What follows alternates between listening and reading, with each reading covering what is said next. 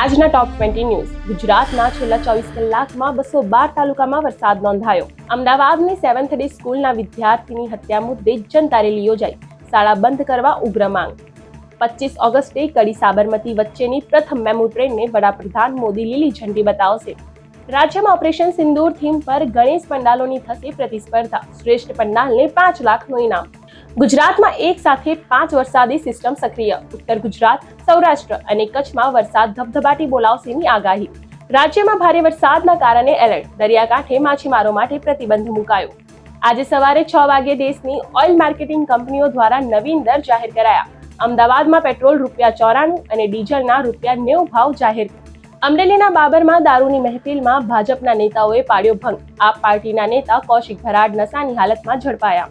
એક વર્ષમાં ગુજરાતમાં આવતા વિદેશી પ્રવાસીઓની સંખ્યામાં 25% ઘટાડો. સૌથી વધુ વિદેશી પ્રવાસીઓ આવતા હોય તેવા રાજ્યોમાં ગુજરાત ચોથા સ્થાને. સતત ઘટાડા પછી આજે સોનાનો ભાવ ઉછળ્યો. 24 કેરેટ સોનાનો ભાવ ₹1,09,10 અને 22 કેરેટનો ₹92,460. બિહાર મતદાર યાદી સુધારણા મુદ્દે વિપક્ષના હોબાળા ધમાલ વચ્ચે સંસદનું ચોમાસું સત્ર પૂરું. હોબાળાના કારણે લોકસભામાં 84 કલાક વેડફાયા.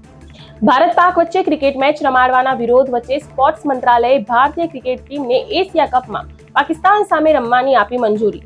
4 સ્લેબ ધરાવતા જીએસટીમાંથી 12 અને 18% સ્લેબની દૂર કરવાની દરખાસ્તને વિવિધ રાજ્યોમાં મંત્રીઓની પેનલને મારી મંજૂરીની માહોલ. કોકિલાબેન અંબાણીની તબિયત લથડાતા તાત્કાલિક હોસ્પિટલમાં દાખલ કરાયા. અંબાણી પરિવાર મુંબઈ પહોંચ્યો. જાણીતા કોમેડિયન જસવિંદર ભલ્લાનું 65 વર્ષે નિધન. એલ્વિસ યાદવના ઘર પર ફાયરિંગ કરનાર ઈશાંત ઉર્ફે ઈસુ ગાંધી ફરીદાબાદથી ઝડપાયો. દલાઈ લામાના ઉત્તરાધિકારી મામલે ભારત સરકારે જવાબ આપ્યો કે ધર્મ આસ્થાની જોડાયેલી માન્યતાઓ પર ભારત સરકાર કોઈ પક્ષ લેતી નથી. દક્ષિણ અમેરિકામાં 8.0ની તીવ્રતાના જોરદાર ભૂકંપથી લોકોમાં ફફડાટ. રશિયા સાથે એલએનજી ડીલ કરીને ભારતે અમેરિકાની ધમકીનો આપ્યો જબડાતોડ જવાબ. ભારત સાથે પરમાણુ ઉર્જા સહયોગ વધારવા રશિયા તૈયાર. અમેરિકા સાથે તણાવભર્યા માહોલ વચ્ચે વડાપ્રધાન મોદીને આવ્યો ફ્રાન્સના પ્રમુખનો કોલ.